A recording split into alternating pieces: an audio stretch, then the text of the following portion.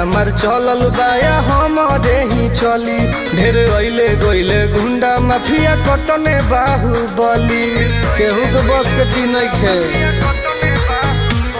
इहा राज हमार चलल बाया हमरे ही चली। ढेर अइले गइले गुंडा माफिया कटने बाहुबली, मार के गोली बंद कदम बोली हरदम ला सुता दे। माहौल जवन बदली ओहके दुनिया से उठा दे।